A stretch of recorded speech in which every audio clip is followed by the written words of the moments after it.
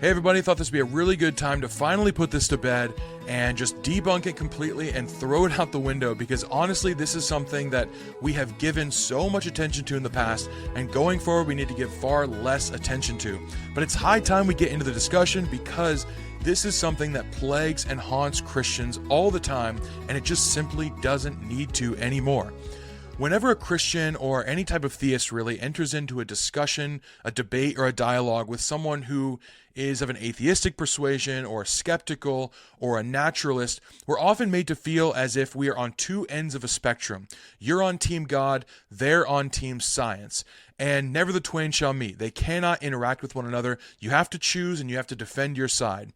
And this is really frustrating because, for one, it is a false dichotomy, and for two, it's a red herring, and for three, it really frustrates me because Christians often enter into this field thinking, well, I'm looking at this person here, I have compassion for them, I want to discuss this in good faith, so I'll meet them where they are. I'll bring God with me into the field of science, and I'll show them how he works, how compatible he is with that view. But the problem is, those people won't let God into that field. And so you have to kind of leave him at the door to try and prove something that's outside of the field of science by using everything within the field of science. And this just doesn't work. The reality of the situation is, God and science are not antithetical. They're not antagonistic towards one another. They are not opposites. They work together beautifully if you're thinking about them both correctly. Science is a wonderful thing. It deals in the natural world and how things work. It deals in the observable, the testable, and the repeatable, and the falsifiable, actually. So it deals in all of these things that can be proven within the natural world. Tests are done, hypotheses are made, and experiments are happening, and then people come to conclusions, and we learn things, and we grow. This is all great. But God, by definition, transcends science. It transcends the natural world that science explains and discusses and interacts within. And so you cannot prove God by the natural world when he, by definition, is of a supernatural world.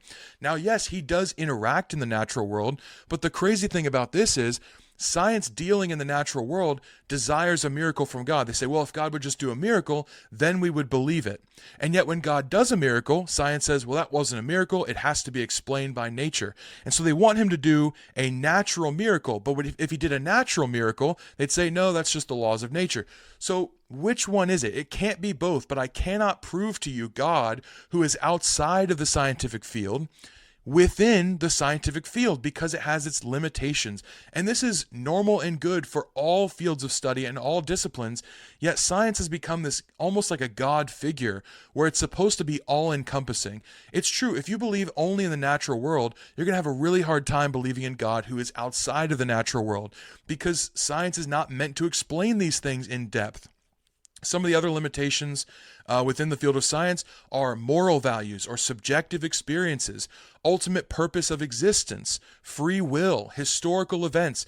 These are things that are outside of the field of science, and so they can be helped by science, absolutely. Like the science of archaeology helps us understand history a lot better, and yet it cannot prove unequivocally that things in history happened or didn't happen. All we can do is gain plausible evidence for things, but it doesn't mean that we can prove it undeniably.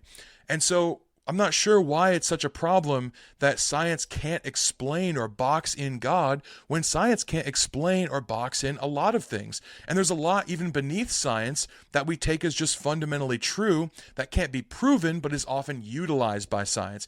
God used to be one of these things. Although he's not below science, he's above it, he transcends it.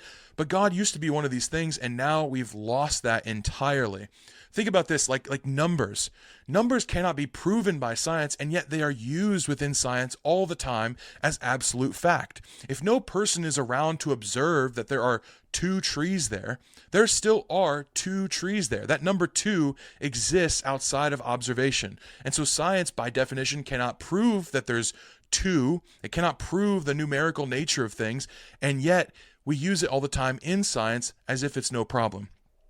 A long time ago, and actually even now, we're made to feel like scientists are all atheists, they're all naturalists, they're all against God. This is not true. I agree that it's kind of been lessening over time. Less and less are scientists of the Christian persuasion, but this has not always been the case. Louis Pasteur, incredibly famous scientist, is famed for having said, "A little science estranges man from God, but much science leads them back to him."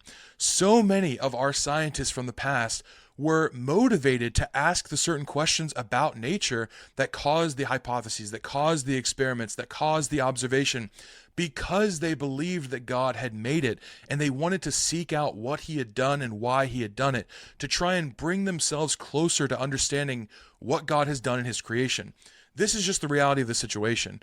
Now, this is so important to know because one really, really good example of an atheist saying that, well, it's either Christianity or science, or it's either science or God, is Ricky Gervais in 2017. He was on the Colbert Show, and he brought up this argument that I think is really interesting, but also really just ripe with this false dichotomy and this red herring.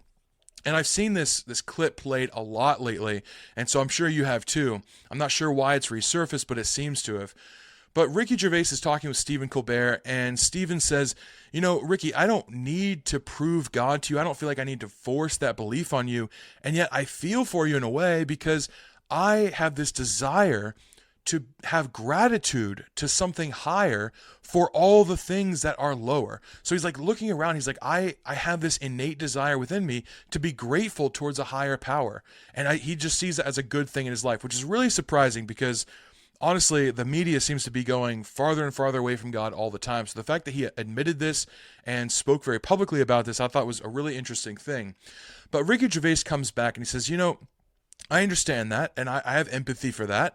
The problem is, if I were to take every fictional book and every holy book and destroy them, not just physical copies, but destroy them from people's minds, and then I were to do the same thing with every science textbook, well, in 1,000 years, the holy books and the fictional books would not come back, but the science books would, because the same tests can be done, the same observations made, hypotheses tested, and we would have science books again.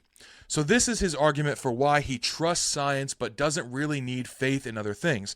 But this is a great example of the false dichotomy people often put up. First of all, I want to say, who made this the litmus test? This is a very common tactic of atheists and skeptics to say, well, if God would just do this, or if he acted in this way, then I would believe in him. I've heard one person even say, if he wrote in the stars my name and then said, I am God, then I would believe.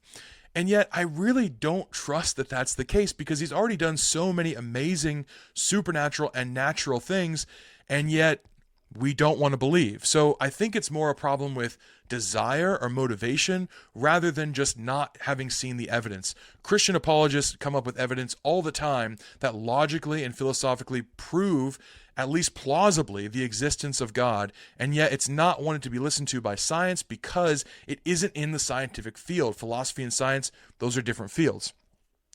But Ricky forgets that he's talking about things that, like fictional books, if you get rid of those, well, yes, those are art from a period in history. Those were the products of a mind. So you're right, they wouldn't come back just how they are because the same mind isn't around now to make those things happen. But he also forgets that so many things, especially within Christianity, hinge on historical things happening. Jesus Christ entered into existence. He entered into human existence anyways, and he became a man. He lived and died in a period of history. And a lot of our faith has to do with that.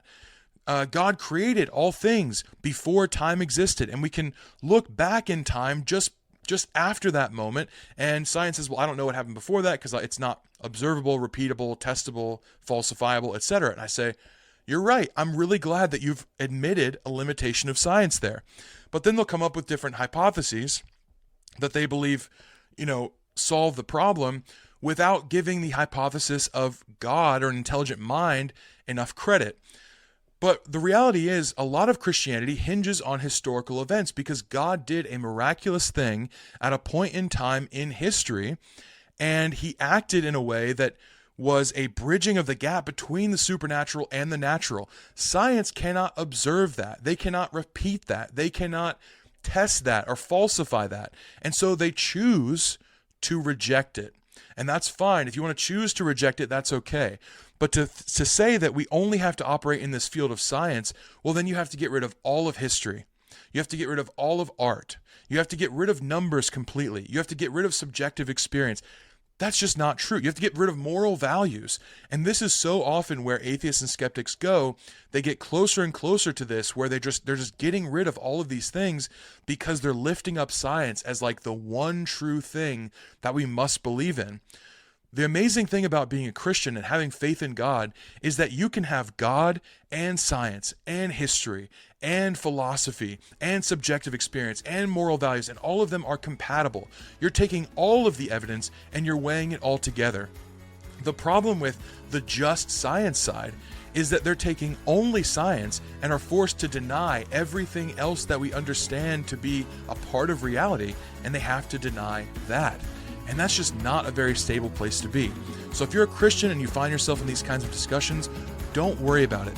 If they ask you to leave God at the door, refuse, because your side offers a lot more evidence from a lot more different disciplines than science-only mindset offers up.